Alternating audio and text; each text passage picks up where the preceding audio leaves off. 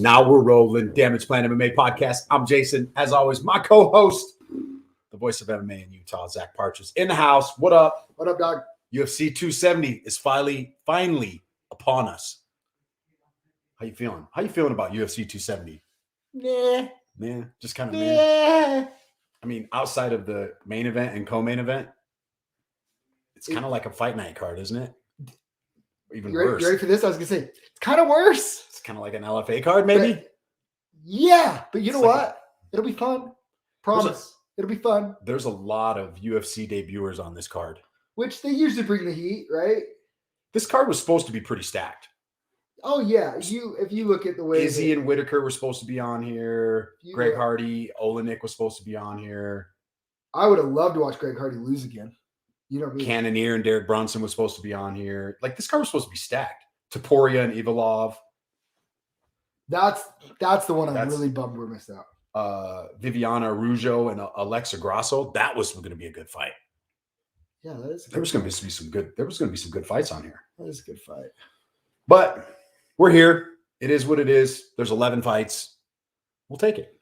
Well, you know why we'll take it? Because we have to. We're junkies. Because we have to. We're going to watch it. We have to. Oh, let's start breaking this card down. Why don't we? Hi, Kai. I'm glad you're here. We missed you earlier. This card is going to be fun. You're right. I said it's going to be fun. It's all going to be fun, but it's just like it doesn't have like the same star power that we're used to on like big fight cards. Like we lost a lot of star power. I mean, by no means is it going to be a boring night. The fights are going to be great. Dude, it's UFC fight night. Like it's going to be it's fun. Like we talked about on Monday, the buzz really isn't there for the main event. You got two guys that they can't even understand each other when they're talking to each other. Dude, it's the worst marketed heavyweight title fight I can think of in a long time. And that's sad because you got two guys that could be like setting the world on fire. Francis should be the face of the UFC right now. Oh, 100%. I hate agreeing with Ariel Helwani. But did you see? And I think he's right here when he said, we might look back on Francis as the most mismanaged fighter ever. He's got a point. He's got a very good point. And I hate to admit it, but yeah. Well, should we break this card down since we got another fighter spotlight? I mean, we could, let's jam through this. All right, first fight of the night, flyweight division. We got Jasmine Jasudavicius against Kay Hansen. I probably butchered Jasmine's name. Sorry, Jasmine. Jasmine is 6'1", stands 5'7" with a 68-inch reach. Kay Hansen, she's 7'4", stands 5'2" with a 63-inch reach. A little bit of a height and reach disadvantage for Kay Hansen in this fight against the UFC newcomer. Yeah. Huge. You're talking 5-inch reach and 5-inch height advantage. Yeah. That's huge. Yeah. I think Kay Hansen wins this fight. You think so? Yeah. She's fought the better fighters, and Jasmine, she had a nice Contender Series win, unanimous decision. Her only loss is really a split decision. It's kind of weird when girls don't come through the Invicta path. Yeah. I think that's a little weird because they're usually going after the top girls that they can. But so I don't know. I don't know what that means, but I'm going to go with my gut here. I think Kay Hansen's jiu-jitsu and groundwork gets it done, negates some of that length, gets it to the ground, and kind of controls her. Maybe even submits her. You know, that usually happens. We had that guy last week that fought making his UFC debut. Remember, and he was favored. Gosh, who am I thinking of? Holmes? Yeah. Against Pickett? Against Pickett. And it just seemed like the stage might have been a little bit too big for him. I made the mistake last time. I'm not doing it this time. But the other thing is Kay, too, she has shown her groundwork is she's a dog. Next level. Yeah, she's a dog. And so I think she'll take the couple punches. She'll get on the inside. She'll take her down, control her on the ground. And who knows, might even submit her. I think I'm going to lean your way as well. I'm not betting that fight. Too much unknown. No. Next up in the strawweight division, we got Vanessa Demopolis against Silviana Gomez Juarez. Little monster is 6'4", stands 5'2" with a 62-inch reach. Silviana 10-3. She stands 5'3" with a 63-inch reach advantage. Both of these girls are coming off of losses, and both lost to Lupita Godinez. Yep. Loopy. So I like this is my first underpick of the night. Ooh, Underdog pick of the night. All right. Silviana. Vanessa Demopolis. You ready? Yeah. I don't think she's good enough to be in the UFC. I'm going to concur with you on this one. Every time she's tried to make that jump up in competition, I feel like she's faltered. And she can be fun. She'll take a lot of damage. Yeah. She'll keep coming. She'll keep fighting. She's a fighter's fighter. 6-4 versus 10-3. I think Juarez is just gonna. I like the value of the underdog. Another one, wouldn't bet on, wouldn't pick on. She's just a slight underdog, and I feel like I'll take the value. I'm with you. Okay. There's not very many fights on this card where I'm just like, I gotta bet this one. You know what I mean? No, sir, there's not. Anyways. All right. Next up in the lightweight division, we got Matt Steamrolla Fabrola against Gennaro Valdez. Fabrola is 8-3-1, stands 5'9" with a 71-inch reach. Valdez, he is 10-0, stands 5'10" with a 71-inch reach. We got Valdez making his UFC debut. And I think you said it earlier, we were watching, you're like, either this guy's going to be a killer or he's going to be a dud. Okay. It's Tijuana. I'm assuming he trains with our boy, Brandon, right? Coming from Tijuana. Probably. I'm assuming there's some little connection there. Yeah. Maybe El Chapo will be there. Okay, you ready? Yeah. You ready? Yeah. He's going to win this fight. Woo! This is my first underdog one that I will throw a little bit. You're going to throw a little cash on there. I like Gennaro Valdez. And you know what I like about him? What? Contender series, second round knockout.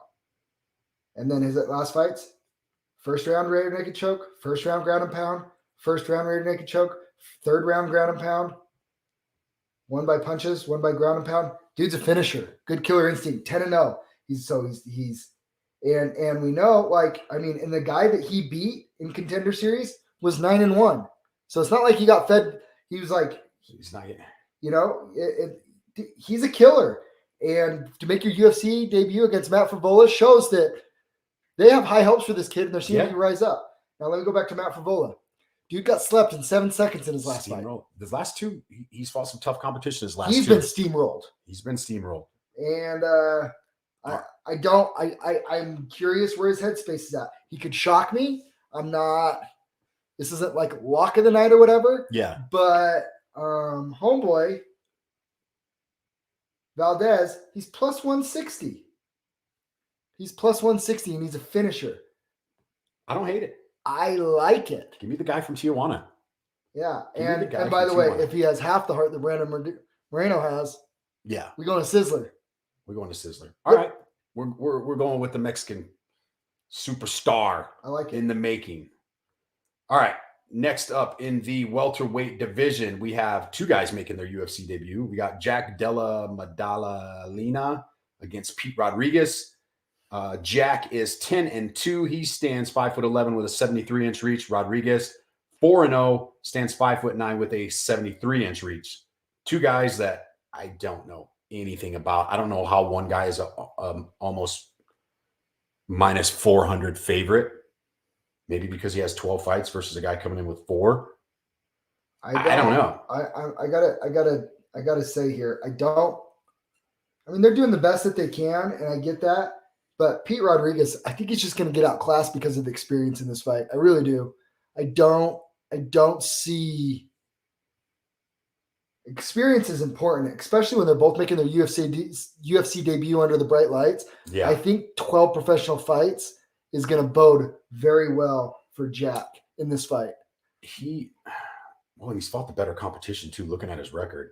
Oh, yeah, hands down. He's minus 340 for a reason. We're going with Jack then. We got to go with Jack. Got to go with Jack.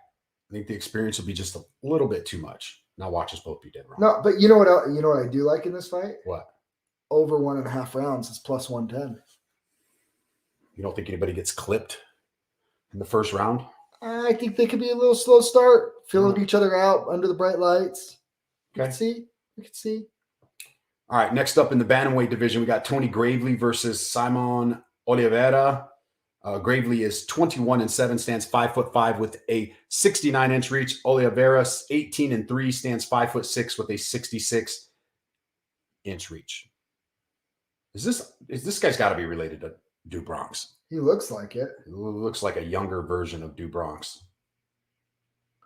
He is actually a plus 200. Gravely is our favorite at minus 250. Coming off a loss against Nate Maness. Yeah, but Gravely's beaten some top tier guys. You know, maybe not top tier, but he's beaten some really good guys. How about this? Knocked out Chris Montanillo in CES in the 4th round of CES. How did he do that? Who O'Malley couldn't put away. So can Tony Gravely crack or what? You know, I think Gravely he's favored here for a reason. Again, I think he's just going to outclass him. Under 2.5 rounds, don't hate it. I don't hate it. But I don't see a ton of value on this fight. Yeah, I'm staying away. All right, I'm staying away, but the pick is Gravely for me. Next up, we got Ronnie Barcelos against Victor Henry. Barcelos is 16-2, stands 5'7" with a 67-inch reach. Victor Henry, 21-5, stands 5'7", does not have reach listed on Tapology. Barcelos is a huge minus 510 favorite to come back plus 375 on Victor Henry. Victor Henry making his UFC debut. I feel like Victor, and I believe he's taking this one short notice.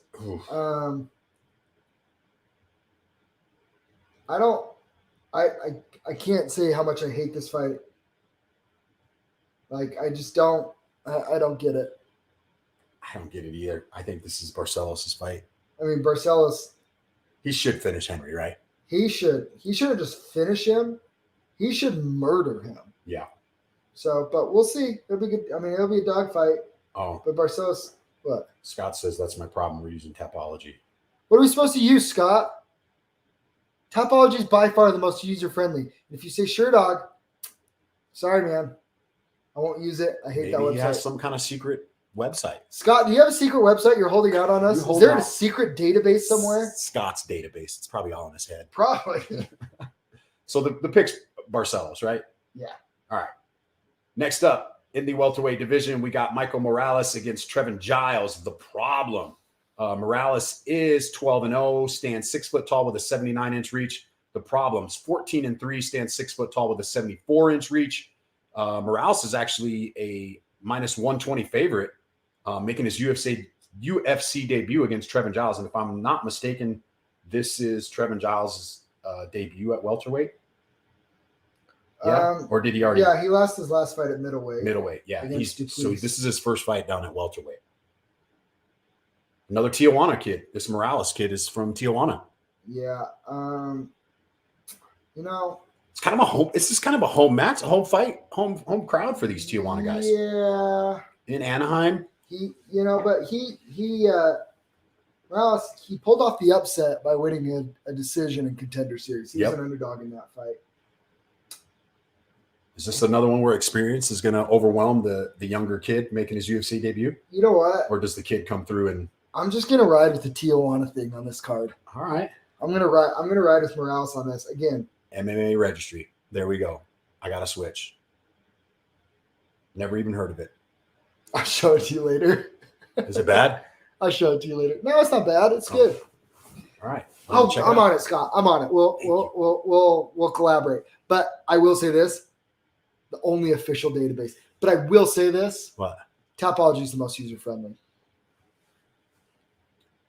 It's not bad to have options. Not bad to have options. I'm going to get on Scott's bad side. So are we both agreeing Tijuana? Yeah, I think I'm riding the Tijuana train. We're riding the Tijuana train. Should we do a Tijuana parlay?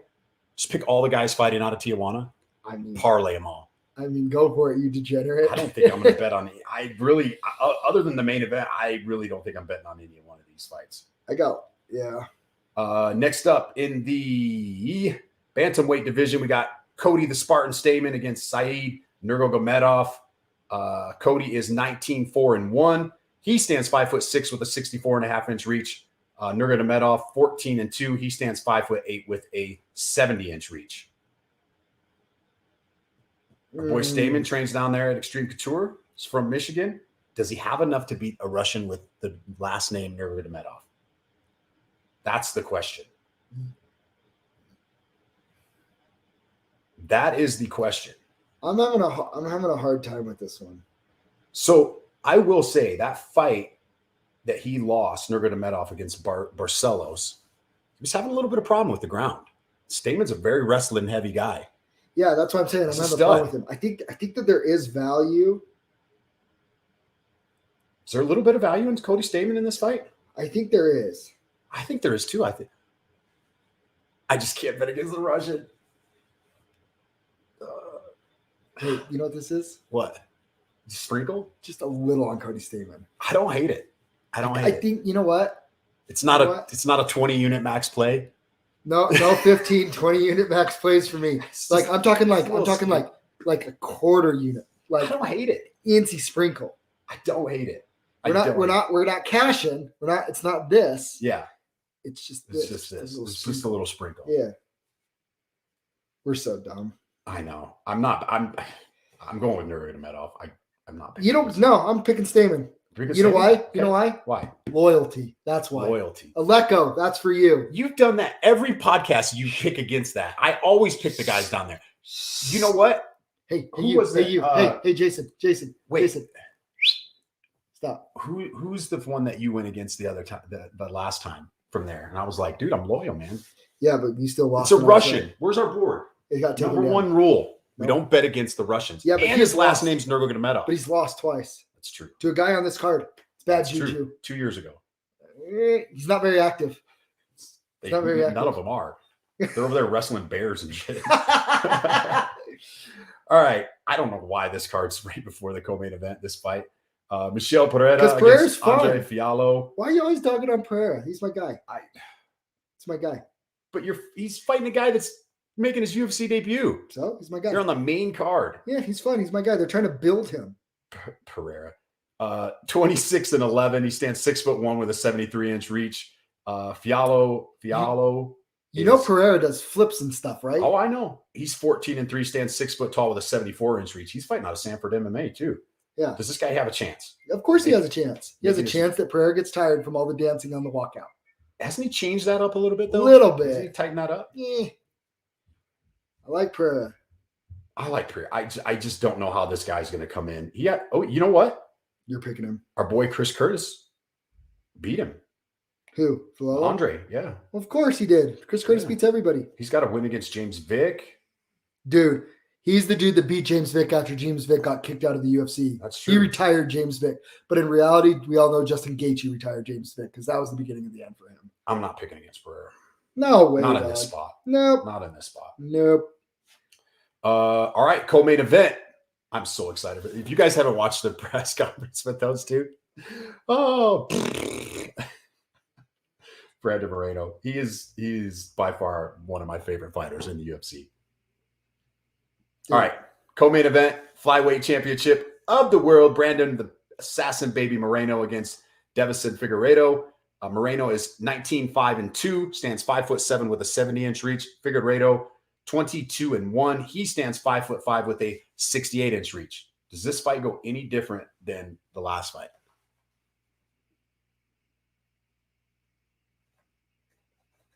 No. You think it goes the same? Yeah. So there's some things. I went and rewatched it. I watched the first. You remember? Yeah. The first time they fought. Who picked Moreno? You did. I did. Mm-hmm. Second time, doubled down on it. Mm-hmm. Got all the way right that time, right?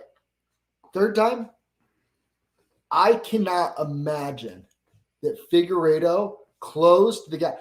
Brandon Moreno is by far the superior striker. Yep. Has better wrestling and jiu-jitsu.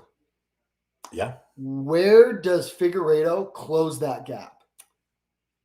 I don't think he does, and I kind of didn't like some of the things that he was saying during the. He's trying to be Henry Cejudo all over again. Yeah, I don't like it. It's so disingenuous. It really it's is. a weird vibe. Physically, he looks better. He looked good. But I mean that. Okay, he looked better. But guess what?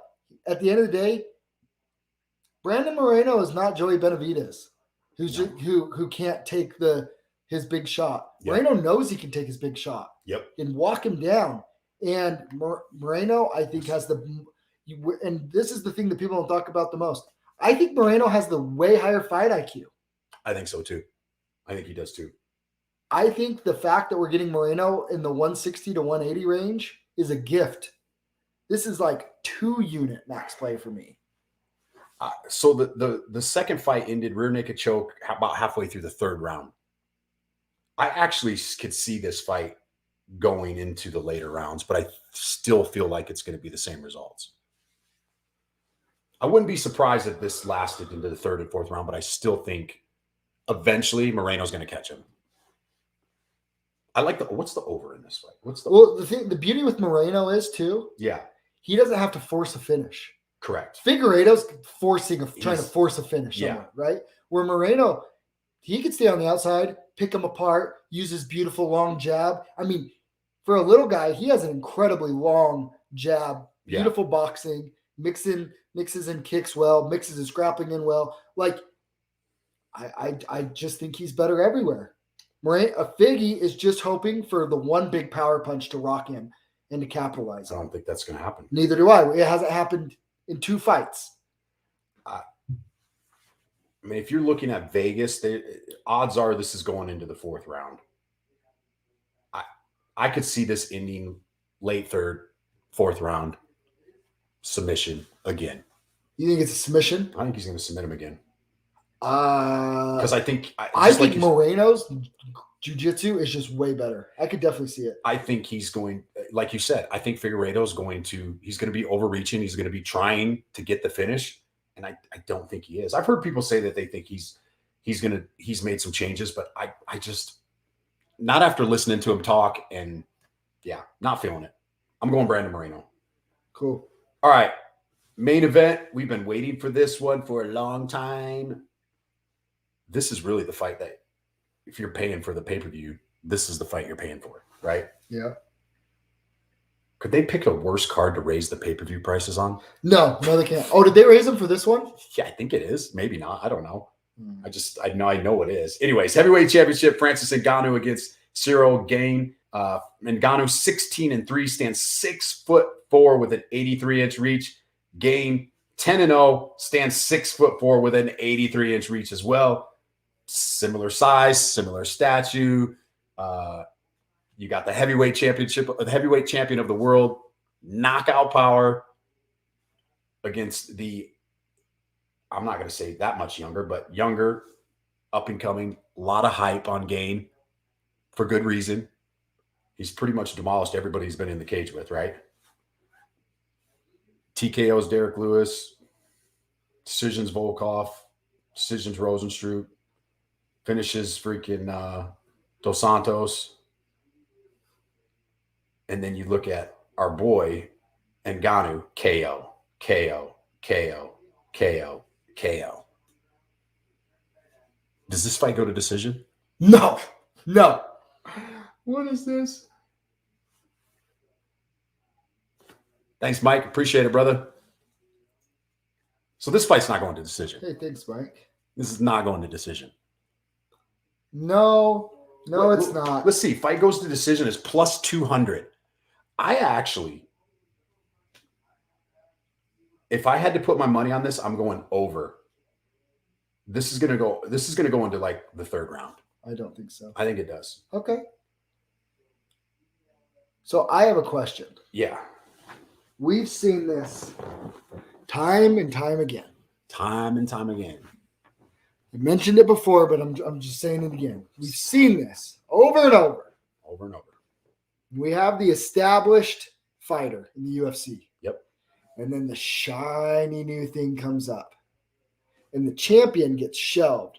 And they start saying, after this person wins, who are they going to fight next? And this and that. Ronda Rousey's back.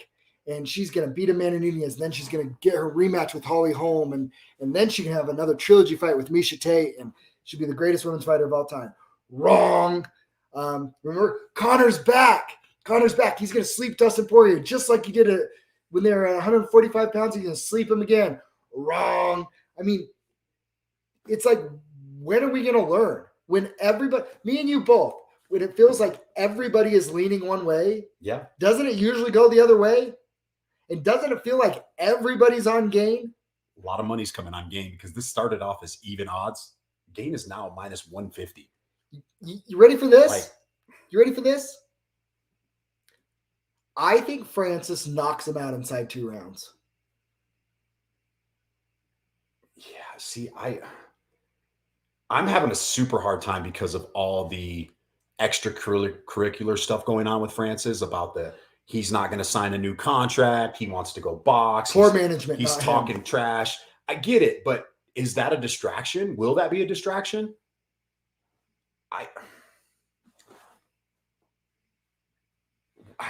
You're talking power, right? Against who has more ways past the victory? Do you think has more past the victory? From what you've seen from both guys, who has more? Well, there's an X factor there. The power, right? Not just that. The rumor has it that Francis can wrestle a little now. I know. And then the rumor at Extreme Couture, big bodies, wrestle a little now. Francis is bigger. He weighed in over 10 pounds bigger. Yeah. They're both huge human beings, but I don't care how big Gane is. If Francis gets on top, I don't think Gane's getting away.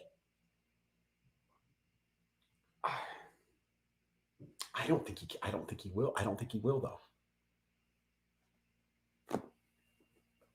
So, and I haven't seen this, like, Gane's just as big as Francis, right? I mean, looking at them aesthetically, Francis, they're both big guys. Huge, but they're big. But guess what? There's only one guy that, like, clips people and they crumble. That is Gane. I'm not the Gane, wouldn't knock out me and you both too with one punch, but, like, he's not this, like, destroyer of men. Like, he kind of volume, picks you apart with skill, technique, and just peppers you, and then puts you away. One thing you can't forget about Gane, he has an arm triangle win and a heel hook win in the UFC. And a front choke win back in the day. He's got some submissions. Oh, I know. He's got some submissions. But you ready? I don't think he submits Francis. Dude, DC didn't even submit, like, Derek Lewis. Like, you know what I mean? Like, that size, like, who was he fighting against those submissions in Gane? You know what I mean? Like, who was he fighting? Still UFC. There's UFC fights. He's fighting UFC caliber people. He heel hooked Dontel Mays, who's no longer in the UFC. And he arm triangled Rafael Pasal. I just think Gane's just going to be too technical on his feet. And I don't think that opportunity is going to come for Francis to clip him. I don't. I think I feel like his fight IQ is he's just a different level. And I could be dead wrong. So I was dead wrong last week. No, you're right. Be dead wrong. No, everything you're saying is right. But I just think people are. It scares me. That does scare me. The vibe to me feels like this is all the media, right? Hey, Gane's too skillful. He's gonna beat Francis. It's gonna be him and John Jones, and then it'll be him and Stipe. Like, and they're already mapping it out. Like, forgetting that Francis is knocking ever since he lost to Stipe the first time. Yeah. And then he had that mental fart against Derek Lewis. Yeah. Where the boringest fight in UFC history, right? And ever since then, he's been on an absolute tear. What do you think? I don't think we were giving Victor Henry a shot tomorrow. Not much. I mean, he's got the value is definitely him, but dude, Barcelos he's good. Dude, he beat a guy named Nurmagomedov Saeed that's also on the card. Like, he's got a ton of experience. Yeah. don't see it. I don't know. Maybe I'm dead wrong. I'm always a little hesitant on those guys making their UFC debut, like we talked about earlier. Yeah.